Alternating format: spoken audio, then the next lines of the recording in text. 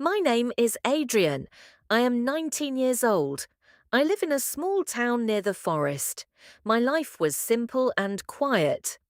I worked in a repair shop during the day and helped my mother in the evening. My father died when I was young, so I learned early that life is not easy. I did not dream about big adventures. I only wanted enough money, a warm house, and peace. One cold autumn evening, everything changed. I was closing the shop when I heard a loud crash from the street. A black car had hit a streetlight. People stood far away, watching but not moving. I ran to the car. Smoke came from the front. Inside, I saw a man with blood on his face. He was unconscious. The door was stuck. My hands were shaking, but I pulled hard until it opened. With help from another man, we carried him out just before the engine caught fire. The ambulance came fast. As they put him inside, the injured man opened his eyes and looked at me.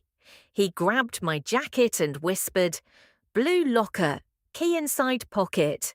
Then he lost consciousness again. I stood there confused. In his coat pocket, I found a small silver key with the number 27. I wanted to give it to the police, but the ambulance drove away and officers were busy with the fire. No one asked me anything. I kept the key. That night I could not sleep. I kept thinking about his words. Blue locker. What did it mean? The next day, I searched online and found that there was an old train station storage area with blue lockers. I finished work early and went there. The place looked almost empty. Dust covered the floor. I walked to locker number 27. My heart beat fast. I used the key. The door opened slowly. Inside there was a small metal box and a brown envelope. I looked around. No one was there. I opened the envelope first. Inside was a photo of a little girl about 6 years old. She had dark hair and bright eyes. On the back of the photo was written, "For Emma, if something happens." My chest felt heavy. I opened the metal box. Inside was a flash drive and a stack of money. More money than I had ever seen. My hands felt cold. I closed everything quickly. I did not want trouble, but I also wanted answers. That evening, the news reported that a businessman named Victor Hale was in critical condition after a car accident. When they showed his face, I recognized him. He was the man from the car. The report said he owned several companies and had many enemies. I realized I was holding something important. I decided to visit the hospital. At the reception desk, I asked about Victor Hale. They said family only. I showed the nurse the photo. I said I had something for him. She looked at me for a long time, then allowed me to enter for 5 minutes. Victor was pale and weak, but alive. When he saw me, he tried to sit up. I showed him the key. He closed his eyes with relief. "Did you open it?" he asked. I nodded. "Good. Listen carefully. That money and drive are not dirty. They are proof. My partners are stealing from the company. They tried to kill me. If I die, give everything to my daughter Emma. She lives with her aunt in Greenhill. Do not trust anyone from my office." I felt fear rise inside me. This was bigger than I expected. "Why me?" I asked. He looked at me quietly. "Because you ran toward danger, not away from it."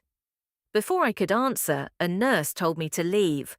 For 2 days I thought about what to do. Then 2 men came to my shop. They wore expensive suits and forced smiles. "You were at the accident," one said. "Mr. Hale dropped something. We believe you found it." My heart beat hard, but I kept calm. "I don't know what you mean," I said. They looked at each other. "Be careful," the other man said softly. "Curiosity can be dangerous." After they left, I knew Victor was right. I packed the metal box into my backpack and took a bus to Green Hill. It was a 3-hour ride. My thoughts were loud. I was just a repair shop worker. Why was I in the middle of this? When I arrived, I found the address from the hospital record. A small white house stood at the end of the street. A woman opened the door. She looked tired but kind. "I am looking for Emma," I said. The woman's face changed. "Who are you?"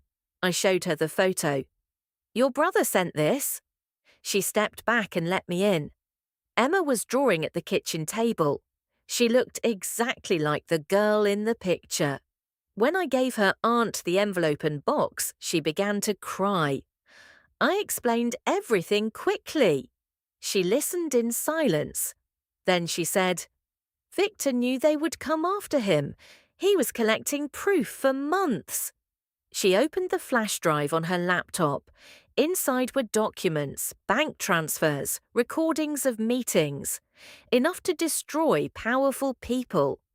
Suddenly there was a knock at the door. My blood turned cold. The aunt looked through the window. A black car stood outside, the same men. "Go to the back," she whispered. I took Emma's hand and we ran through the kitchen door into the yard. We hid behind a shed while the men entered the house. I heard loud voices. They were searching. My mind worked fast. I gave the flash drive to Emma's aunt before we ran. I prayed she hid it well. After a few minutes, the men left angry. We waited until the car disappeared. The aunt came outside, shaking but safe. "They did not find it," she said. That night, we called the police from another town and gave them copies of the files. Within a week, news exploded everywhere. Victor's partners were arrested. Evidence was strong. Victor survived surgery and recovered slowly. He publicly thanked an unnamed young man for saving his life. I did not want attention. I returned to my small town and my repair shop. A month later, Victor visited me. He looked stronger. "You could have kept the money," he said, "but you chose the hard path."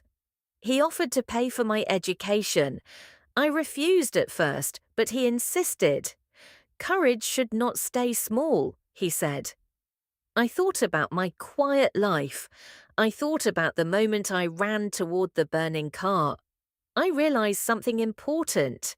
Fear is normal, but action is a choice. I accepted his offer. Today I study law in the city. I still help my mother and visit the shop when I can. My life is no longer simple, but it has purpose.